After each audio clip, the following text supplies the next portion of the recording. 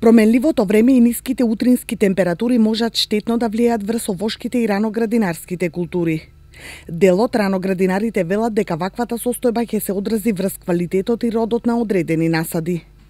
Големите температурни разлики за многу краток период се вистински шок за земјоделските култури, кои резултираат со појава на многу болести и штетници.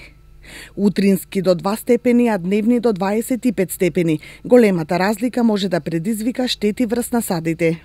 Се соочивме и со проблематика околу временските прилики, тоест неприлики. Имено во нашиот регион имаше доста ниски температури кои што се одразија штетно врз пред се раноградинарските култури, па голем дел од земјоделските производители кои што имаа насади на отворено, тука станува збор пред се за лозјата, за раниот бостан, за компирот, дека има и извешни штети кај овие култури. Меѓутоа и кај останатите култури, мислам дека во нареден период нема да биде ништо чудно ако видиме некои промени. Мислам дека ќе дојде до намалување на квалитетот кај одредени производи.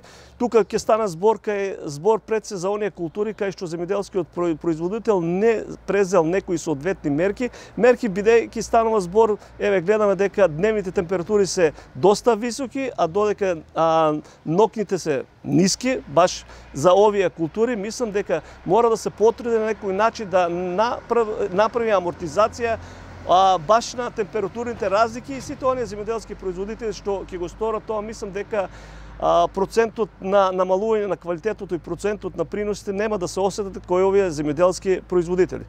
Студеното време со ниски утрински температури под нулата што ја зафати Македонија предизвика големи штети кај некои земјоделски култури, особено кај лозовите насади, овошките и оревот.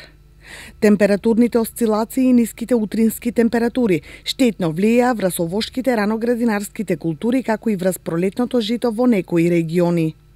Ако земјоделците забележат некои штетници и габни заболувања на своите растенија, треба да превземат одредени агротехнички мерки. Инаку во меѓувреме тече и пријавувањето на штетите од ниските температури кои деновиве го зафатија целиот регион.